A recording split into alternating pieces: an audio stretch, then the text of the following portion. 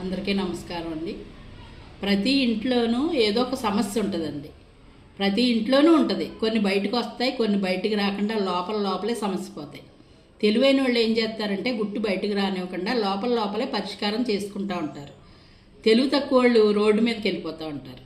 ఇది రెండు ఎప్పుడు జరుగుతూ ఉంటాయి. కానీ ఎదరోళ్ళు గొడవ మనకు అనవసరం. ఎదరోళ్ళు ఏదో పడుతున్నారో, తండ్రి కొడుకు కొట్టుకున్నారో, లేకపోతే అత్త గోళ్ళ కొట్టుకున్నారో, వాళ్ళు చెప్తేనే తప్ప మనం అందులోకి వెళ్ళిపోయి మాట్లాడకూడదు. ఇవాళ వాళ్ళ హీరో ఎవరో మంచు మనోజ్ గొడవ మీడియా అంతా పట్టుకుని ఇంక అదే పనిగా పెట్టుకున్నారు. ఫ్యామిలీ గొడవలో మనకే కావాలి, రాజకీయం గొడవలో మనకే కావాలి, రాజకీయాల్లో ఉండే ఆడవాళ్ళ గొడవలో మనకే కావాలి. ఎందుకండి? ఏం కలిసి వస్తుంది చెప్పండి? దానివల్ల ఒక్కొక్క ఆడవాళ్ళని బాగా కించపరిచినట్టు ఆ ఆడవాళ్ళనే టార్గెట్ పెట్టుకుని మాట్లాడుతూ ఉంటారు. కానీ అది తప్పండి. ఎందుకంటే ఎదురు ఆడవాళ్ళని మాట్లాడేటప్పుడు 4 రకాలు ఆలోచించాలి. మనకు తోబుట్టువులు ఉంటారు, తల్లి ఉంటుంది, భార్య ఉంటుంది, బిడ్డలు ఉంటారు, ఆడపిల్ల ఉంటుంది. ఇంకొక ఆడదాన్ని అనే ముందు మనం ఆలోచించుకోవాలి.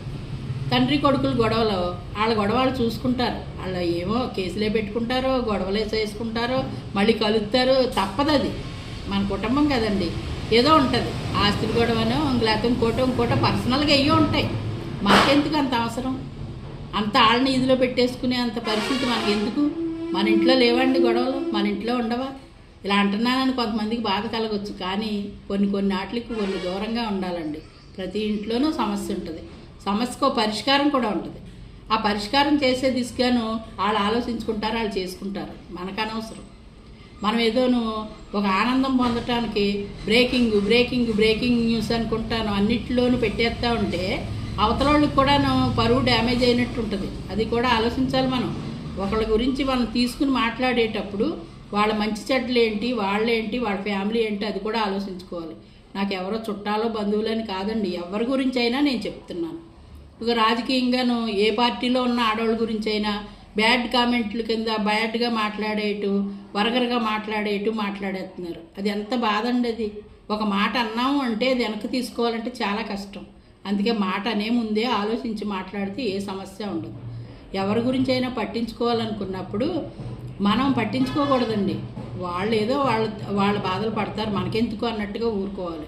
కొంత తెలిసి మాట్లాడతారు, కొంత తెలియక మాట్లాడతారు. తెలిసి మాట్లాడింది ఒక రకం, వాళ్ళు బయట పెట్టుకుంటారు. అది తెలియక మాట్లాడిన మాట వినపడింది అనుకోండి, ఆ సమస్య గలవాళ్ళకి బాధ కలుగుతుంది. అవన్నీ అనవసరమైన గొడవలు మనకు అనవసరం కదా. ఎందుకు? మనకి ఏమన్నా కలిసి వస్తుందా దానివల్ల?